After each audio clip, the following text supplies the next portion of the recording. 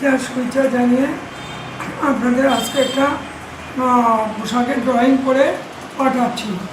দেখুন কেমন লাগে। ড্রয়িংও দেখাবো, কাটিংও দেখাবো, মাপ বলবো, কাপড় হিসাব সব বলবো। কোথায় যদি আপনাদের ভালো না লাগে, খারাপ লাগে, অসুবিধা হয়, ভুল হয়, অবশ্যই আমাকে বলবেন, ঠিক আছে।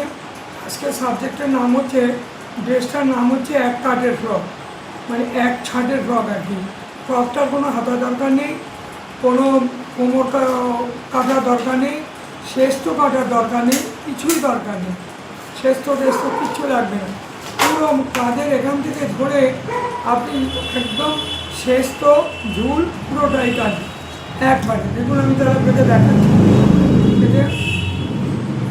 আমি আপনাদের শেস্তটা করে দেখাচ্ছি।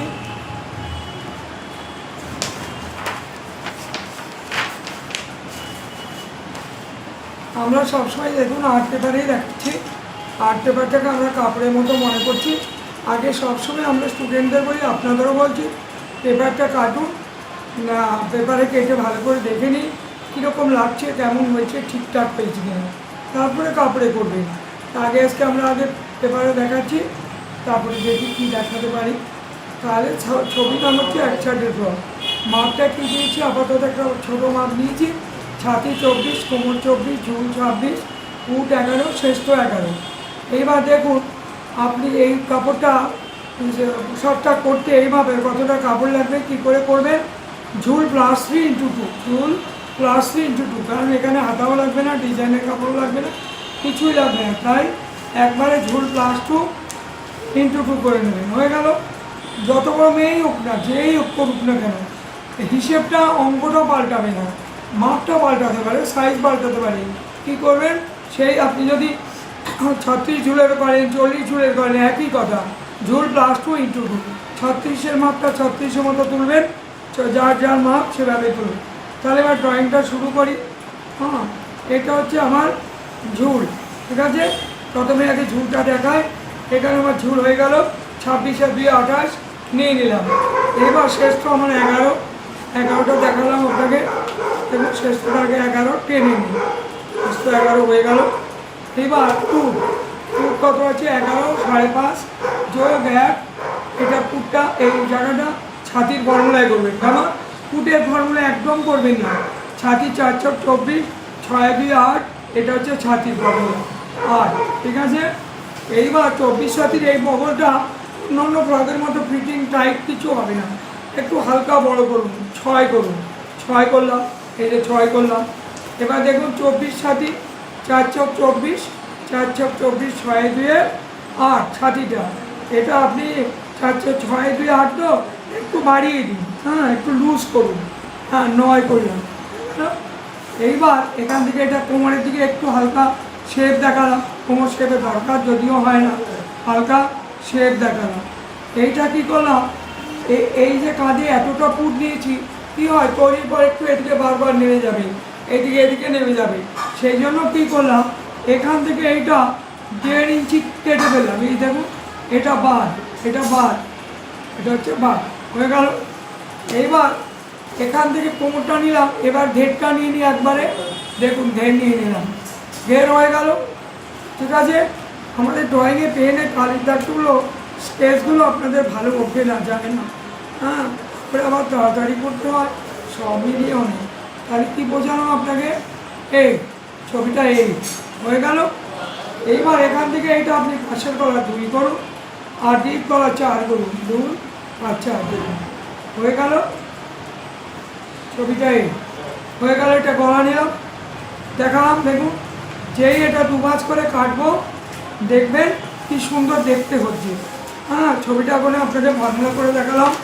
আরেকটা কাপড় মনে করুন, এটা কাপড়, এটাতে আমি কেটে আপনাকে দেখাচ্ছি, এটাতে আমি আপনাকে কেটে দেখাচ্ছি। ওটা ড্রয়িংটা রয়েছে, দেখে নিন, বুঝে নিন, ড্রয়িংটা রয়েছে, ঠিক আছে।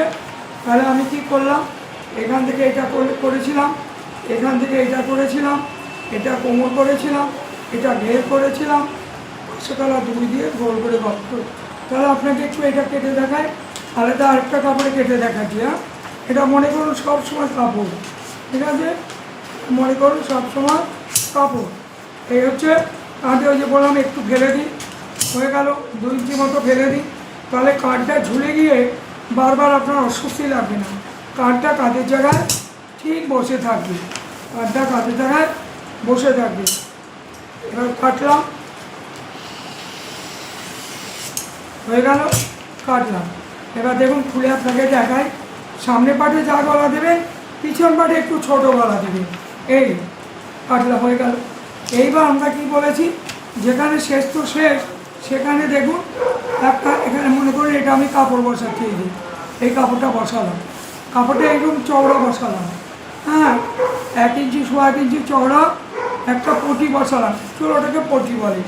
এই পটির ভিতর দিয়ে আপনি দড়ি ভরে দিন, পটির ভিতর দিয়ে দড়িটা ভরে দিন, এই দড়িটা ভরে দিন, এখান থেকে ধরে এই ঠিক এখান থেকে ধরে আপনি ছবিটাকে এখান থেকে ধরে সেলাই করুন, ওরে এখানে একটু করবেন না, এটা করবেন না, ওরে এই এই একদম সেলাই করে দিন।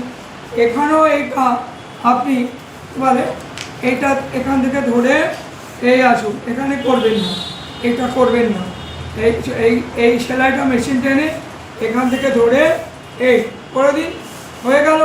এইবার মনে করুন আমি ওর ভিতর দড়ি ভরছি, হ্যাঁ এর ভিতরে দড়ি ভরছি, দড়ি বরাবর কি এরকম রূপ হবে দেখুন, যেই দড়ি ভরলাম বরাবর দেখুন টানছি, দড়ি টানলাম,